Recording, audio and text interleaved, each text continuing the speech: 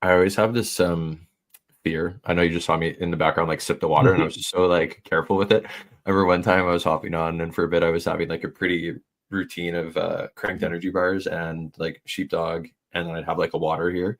So I'd Yeah. have like caffeine, little snack, whatever. And when I was doing like back to back originally, I was sorry, this is random now. So All welcome good. to the All good. episode. We're 146. We got Steven and Nick here, and but yeah, I used to one time I used to just like fear like choking or something, and a couple of times it was like the video is going a little quicker than normal, and I'm like, oh, trying to like get the crank bar in, and then grab a sip of water before we're in the episode, and anyways, it's always a risk doing that. I don't know why I choose to do that right before we're talking for like 5 minutes. How much caffeine do you consume in a day? Well, I don't need it because I kind of wake up with energy, but like it just is. I feel like it's more like something to kind of, I don't know, maybe spark the day a little bit. Like a couple coffees for sure. It depends. If I'm on the road and it's like I don't know, kind of wake me up in the afternoon, like 2:30 kind of time. Yeah. I'll have like another either couple coffees or a cold brew of some sorts. Usually the sheepdog ones in this sense. What's the other one that I like though too? It's not good. Like I don't think it's good for you. Not like it's like an energy drink one kind of deal. Do you drink coffee black yeah, or do you? Yeah, I drink my coffee black too. Yeah. And then I guess I have an espresso machine. I've actually been like cranking back more of those lately. Yeah, and I enjoy those just like more of a shot. It hits a little bit different. But how about you? How many coffees do you? I love my coffee, but I'll never drink more than one in a day. I actually drink more tea than anything. So I just like before this, I had a pot of green tea. Yeah. If I had the equivalent amount of caffeine in coffee, I'd be like just twitching. Yeah. Some days I get that if I don't basically have enough like water in the day or whatever, and then I'm already have enough energy, and then it's like that comes in, it's like they can kind of get a little shaky or sweaty. It depends on the coffee. I don't know if you ever had this where your feet sweat. Oh yeah. It's like I don't know where the beans have to be from. Yeah. If I'm like sitting there at a coffee shop having a coffee and like reading or just typing something important, like feet for sure, hands too. It's like feet and hands, which is funny because usually I have terrible foot and like hand circulation, but then like maybe coffee is good for circulation. Actually, that's something I should think about. Maybe it would help out. Yeah. Well, actually, it's funny. One of the first things that goes for me in the cold is like my fingers. I know there's like a condition for that, a name for it, but I think it's just cold, and that's the first thing that I get cold with. I don't get conditions called Winnipeg, I think. Yeah. I think that can apply for a few things, both positive and negatives in the world of life. And I mean, well, maybe this is a good segue as a comment being made, but you had an unfortunate Winnipeg experience in the downtown. I've had a few unfortunate downtown. I guess recently, I'm like messaging you about what we were talking about before we get it on here. I'm fired up about anything that's like affecting people's like theft. And I mean, ultimately, it's someone or references to me in terms of it's like it's truly like stealing time, regardless if it be like a petty theft or whatever. But it's like you worked hard to buy said item or business and stuff like that, and then someone comes and takes it away from you in a way, and or like physically, like let's say they steal a bike or whatever. Then it's like that took you 2 weeks of work. You already got taxed at 30 to 50%. And then it's going to take you another 2 weeks or a month to go and afford to buy that item again. And like, I mean, that's theft of your time. Like you're taking away someone else's time. Yeah. And then actually like dealing with all the stuff. Even like I just had my car broken into. They broke the back window, crawled to the back window, and then went to the front to see what they could grab. They grabbed a pair of dice and a couple parking tokens for the parkade at the mall in Brandon. So they didn't get anything of significant value, but then I had to go obviously bring my car. It spent like 3 or 4 hours, like bringing the car, phone calls. I got to drop it off, get my rental car, be without my car, which means I can't drive as much for work because I have a specific car for work. And so it's just, theft of time is a good way to doing it. I mean, the more recent bad downtown, not more recent, more bigger bad downtown experiment would have been the fire or vandalism and arson, I should say, that we experienced on July 10th. That was pretty awful. It's already July already. That's like half a year now. Oh yeah, and we're still waiting on insurance. Most of it. It's in progress.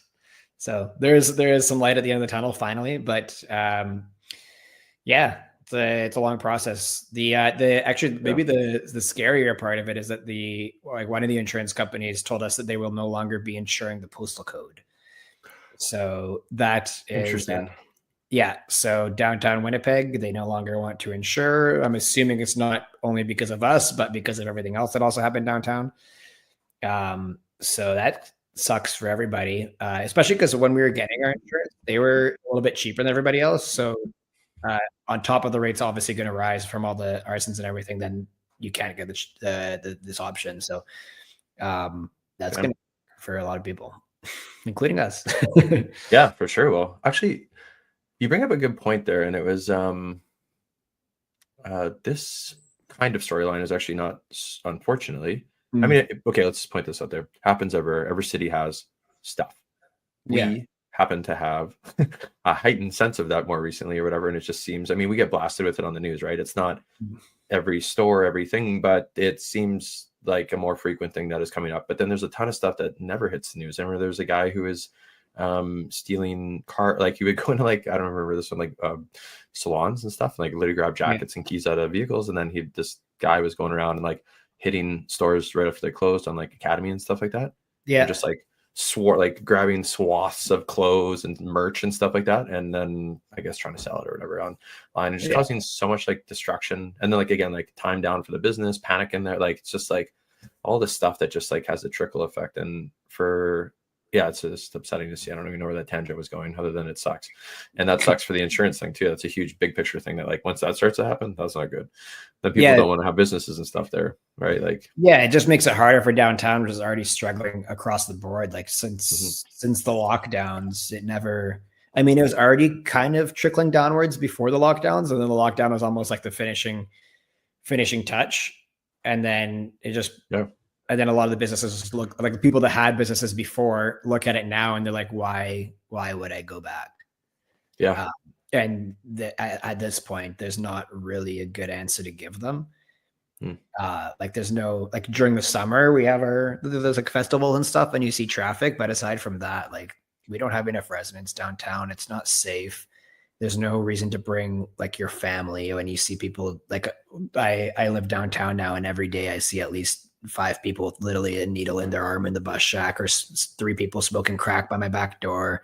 I've been approached by 2 people with knives in the past month. They were in front of my door, so I couldn't get into the building at one point.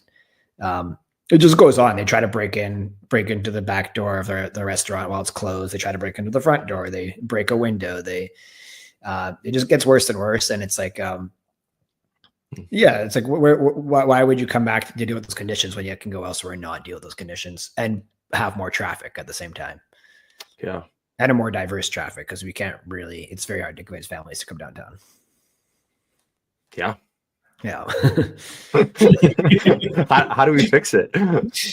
I don't have a problem. Like, so I was discussing this with like Stephen, who I like my business partner. Yeah. So we were like looking at like if we were just using the exchange district biz, for example, like they have their budget is ridiculously low. They really don't have much of a budget, and they run at a deficit, so they don't have much to do. But they have the exchange district patrol, which kind of monitors around, and they're helpful for us. Like, let's say we had because we're on Main Street, we had a lot more people like wander in. So like I had a guy one day who had a torch.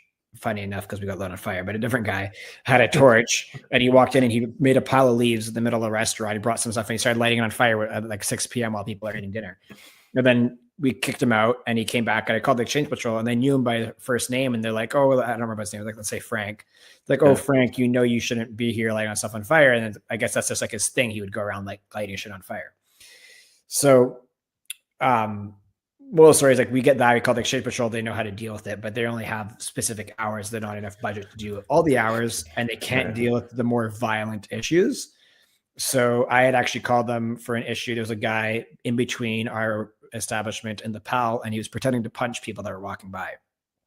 And he tried to punch a couple of people, and our security had to step in, called the exchange district patrol, and they're like kids. They're probably like 23, 24 kind of thing. And then they got actually punched in the face by the guy. So they called the cops. The cops came and arrested the guy after like an hour.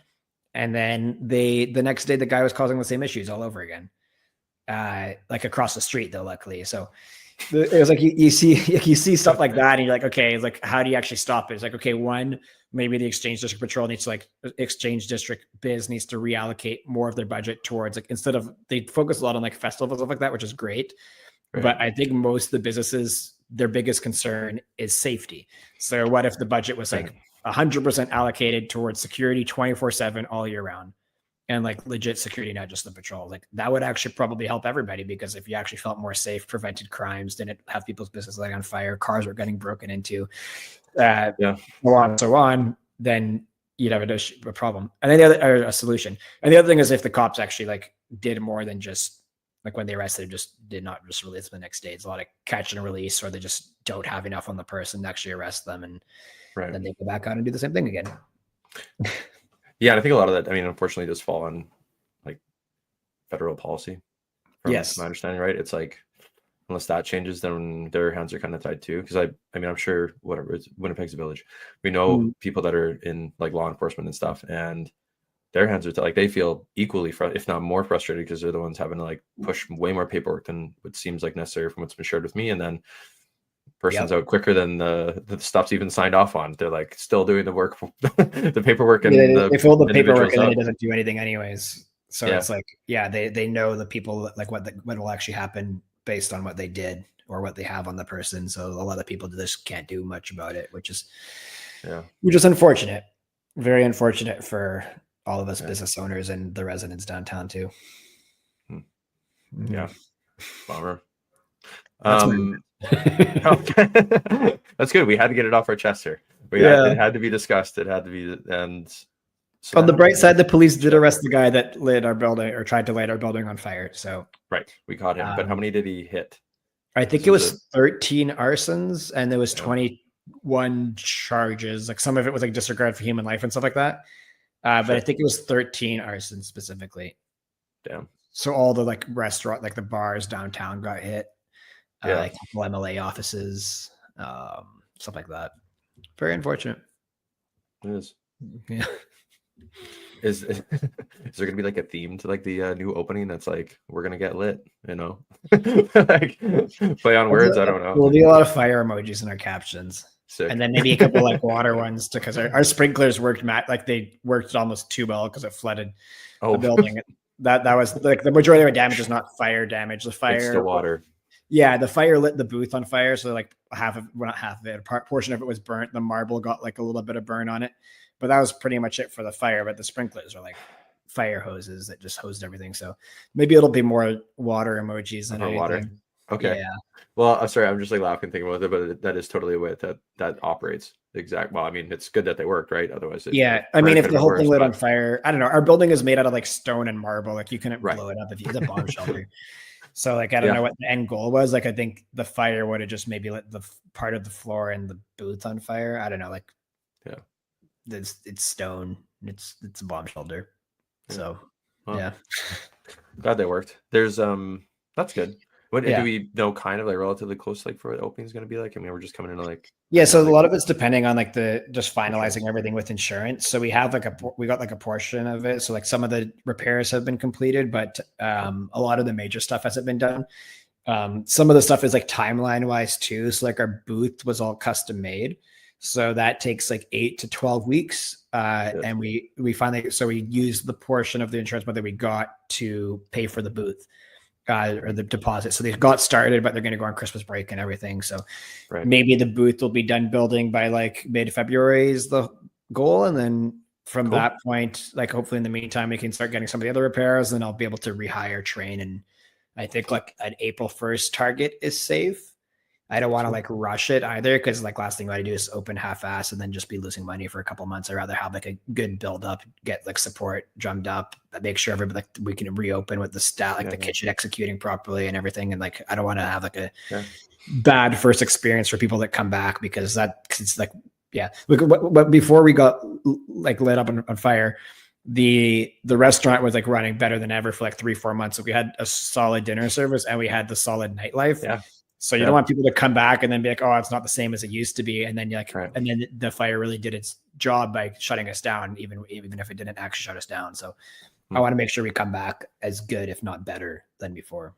Yeah, I mean, just throwing this in the mixer as a level 8 or 9 Google reviewer now. But I love the food there is badass. You guys had sick stuff there. I'm trying to remember one of my favorite things. It's like something bacon and like dates or something like that. Or it's a stuffed date. So it's a date, date stuffed with brie cheese, wrapped with bacon, pistachios on top, and a balsamic sauce. Yep, that's the one.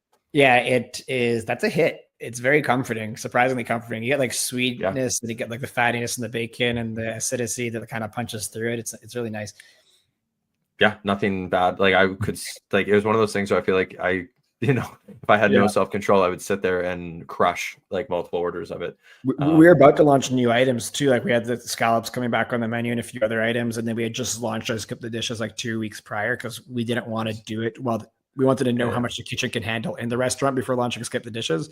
So we had just launched like a full burger menu where it was only available on Skip the Dishes because our chef Shaq used to own in the restaurant across the street. He won Burger Week like twice in Canada. So like his burgers are sick. So we're like, you do your thing on the burgers. We'll put it on Skip the Dishes exclusively on there. We had only launched that for like 2-3 weeks before. So there's a lot of like extra stuff that we're like getting momentum building up. So my point is I want to make sure that we really like launch properly and don't suffer from it. Yeah, no, that makes sense. That's cool to hear there. Unfortunately, it's a bit of like a business down on that end of things. But I know you spend a lot of time reading. If we can segue into that, I do want to talk to you about that a little bit. You share a lot of like book recs and stuff like that. Like just so many. And I know I mean, how did that start for you? For like committing to reading so much and how long you've been doing that for? I mean, you have a bookshelf right behind you. Yeah. As well. So reading is a relatively recent thing for me. Despite how much I like it was kind of like a COVID initiation kind of thing. I started feeling like an idiot after COVID. Okay. I'll explain a bit what I mean. So like going into it, I had like my restaurant, I had a restaurant, I had a nightclub, I had my promotions business, I had whatever going on. And I didn't really like, I kept expanding in the same industry, but I didn't really have the need to like expand my knowledge base too much. And so I kind of felt like I had it together. And then when everything left and the hospitality industry pretty much didn't exist anymore, I realized I had to actually start like learning about all this stuff. Part of it also came by like talking to certain people, and I realized I couldn't keep up in a lot of conversations. Like I thought I knew certain things, and then it was just really like kind of surface level from what I'd see on like Facebook headlines that like tricked me and shit like that. So I decided to start reading, and that was a very painful process to start because like I can't like focus on like reading. Like I just was so attuned to like, I had like a 14-hour screen time on my phone going into COVID, just from like being on it all the time for working and stuff. And then I usually have my computer open at the same time with like, I couldn't focus on it, just sitting down and looking at a book. So like I started by reading like 5 pages a day, then went to 10, and then I tried to push it to like a chapter. And then within like a year or so, I was reading probably 25 pages a day. And then and it went up. Now I do like 50 to 100 pages a day.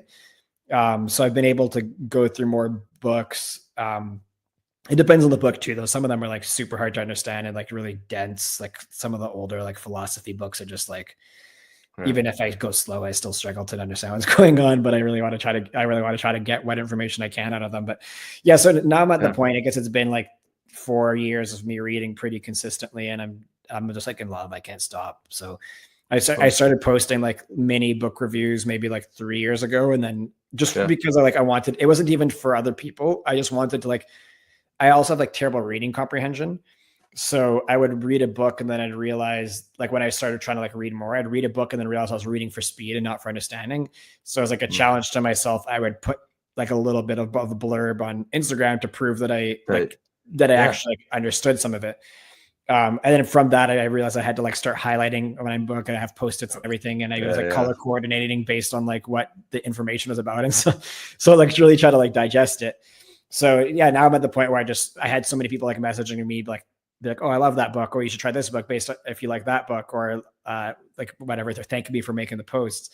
So now I just put it for every single book that I read. So I think last year I read like 60 something books. This year I'll probably end up at like 51 or so. I think I'm like 49 right now. So yeah, I love reading. Awesome. No, it's super cool to hear you talk about like the beginning of that routine, in my opinion, because I think everyone sees the final product of things. Obviously, when you're talking about like social media, and then they see like the result versus understanding like how that got started. I heard this really cool story about a guy who was in a bad health position, and he just showed up at the gym for like 5 minutes. Didn't even work out for the first like month. He just out of routine got there. And I obviously saw this online somewhere. I didn't read it. I saw a clip about it, and I was like, that's really cool that's what that was for you, is like just changing your routine to show up. And then one day he went into the gym, bigger guy, lost, I don't know, it was like hundreds of pounds, 100 pounds or something like that. Cool story. But it's just like, hey, how basic is that as far as like changing your routine and your habits, is being able to break away from that or break into something, right? Like reading like 5 pages a day and stuff like that's pretty. Yeah, like, James Clear talks about that in Atomic Habits. I think is one of the things, is just like forcing your, like actually just starting the habit, and then you can focus. Like if you go to the gym for 5 minutes, after that you can start to escalate it. I know Jordan Peterson talked about a similar thing for like dealing with like a hoarder or who couldn't get out of their house. It was like just to clean the room, they just start by putting a vacuum in the room, but not even using it. And then like they'd vacuum a little corner the next day or whatever, and it kept expanding. And then by like day 30, the whole room was like clean, organized, and like they'd be able to leave their house and all this stuff. It was like a complete change just by like making the slow increment and implementing the actual habit. So I did that with a lot of areas of my life. Like I guess the gym is a lot how it starts for a lot of people, like getting that healthy habit. Maybe it's easier, I think, for people to find something they like at the gym. Like maybe it's a sport they're playing, they want to get better at, or maybe they want to look better or get stronger, or whatever it is. So I think it's using that same process can help in a lot of different places. Yeah. And I like the reference to a couple of books there, and Peterson too, because I think I've heard or seen the same thing, whether, like I said, whether it's been read or not. And I have a couple stacks of books. Sometimes I accumulate. Right now, I'd say I'm more on like I have a to read pile. That's a little more high than my have read ratio. What are you reading about? Like do you dive into topics, or are you just kind of reading recommendations as they come? Okay, as a general, it's more like a lot of like business stuff or psychology things. I like to dive into. I'm like looking in this one here, and I'm trying to remember what's even in my room, because out of like habit too, I have like just at my bed. The closer they can get there before bed, like the more likely I am to pick it up and read it. I'm struggling to finish it's a very, I'll say, easier read, but the Let Them by Mel Robbins.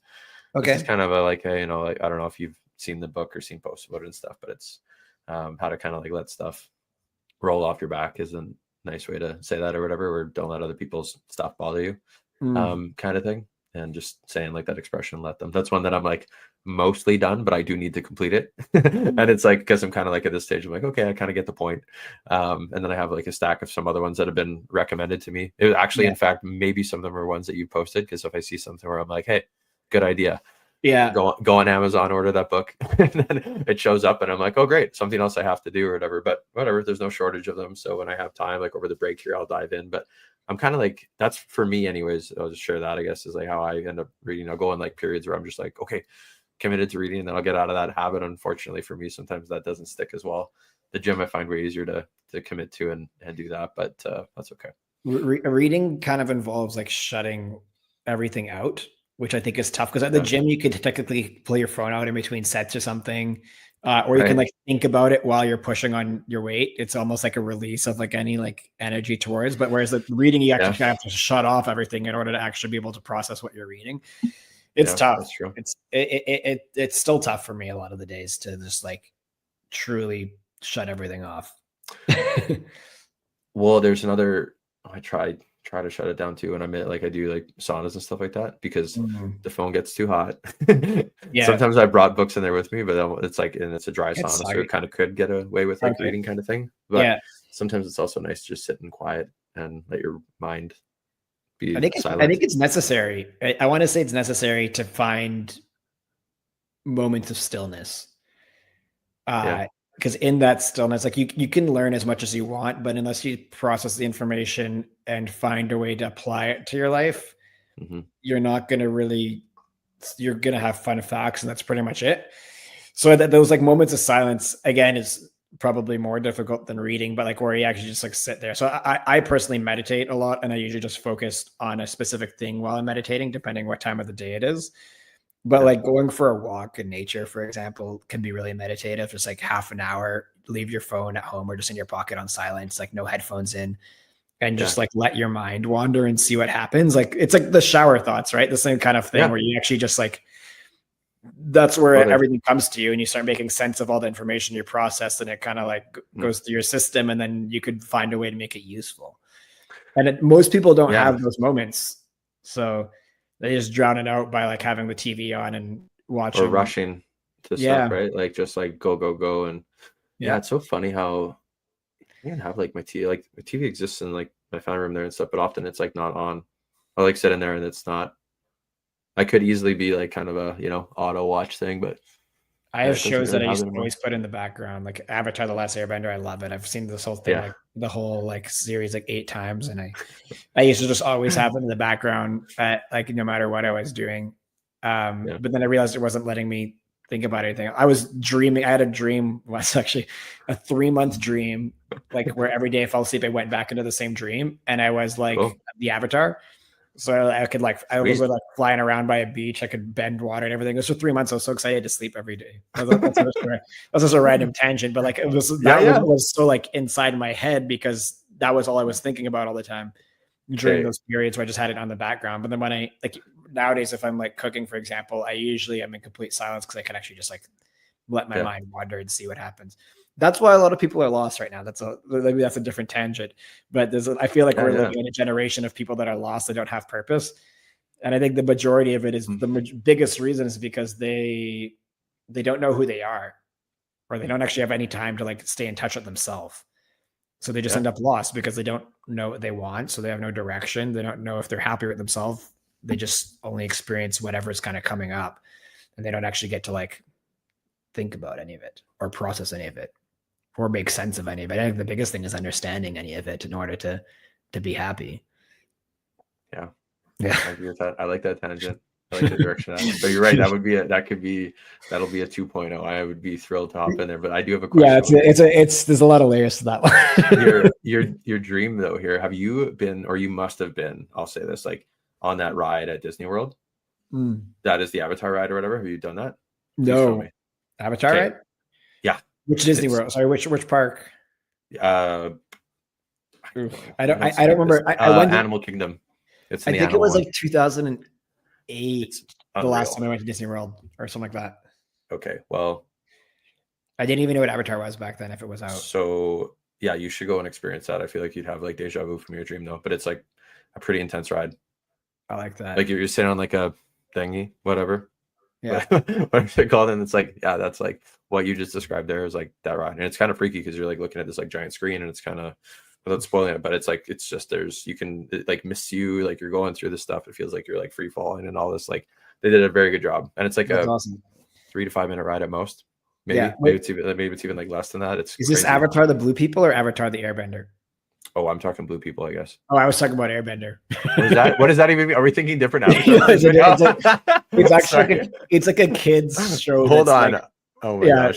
Okay, wait. Avatar: The Last Airbender. They made shitty live action movie, which is terrible. They made. Okay, yeah. This is very different. I was thinking. Released, I know. I realized after, I'm like, wait a second, Disney. I was like, that was the Nickelodeon. That's so funny though. Okay, that also sounds awesome. I've also had dreams of being those avatars too. But okay, well that's even better. I'm like, oh yeah, cool. It's just like that ride. Like when I asked this question, he's for sure been on that ride, thinking it was like one thing. Oh, that's funny. Yeah, that's awesome. Yeah, I was totally envisioning this other thing, and I'm like, oh, so sick, like cool. I've also had dreams of being the Blue People, which I thought was kind of like weird because the Blue People, like the avatar, is like he's. Whatever, putting his consciousness into that body and wandering around. But then in my dream, I'm like, okay, my consciousness is now in that body. So it's almost like the same thing as what that guy's actually experiencing when he's, right. So anyways, moral stories. That's also a very interesting dream to dive into. Yeah, it would be. Yeah. And Nick, let's maybe finish off chatting about what's coming up here. I mean, we're on a pod, but you got to set up there. What's the news? What's happening? Well, I am planning on launching a podcast and YouTube channel. Yeah. So part of it is like, it's supposed to be an extension of my blog. I realize a lot of people don't read. The people that do read are very attached to it. Like I have people that like will read every blog, message me about them, ask questions about them. and same with like my newsletters attached to it. But then I realized I just want to hit a way larger audience, and obviously videos like how it is now. So I got to have my YouTube aspect where I just read out my blogs and like talk about the blogs a bit more depth. And then I'm going to have the podcast aspect, which is going to be interviewing or talking to guests who are known for certain things, but then talking about happiness. So I want to see like what they do behind the scenes that helps keep them happy, or what they do to help them manage through the ups and downs. For example, like my first guest is going to be House of Panda, who's a DJ music producer local, but in Thailand.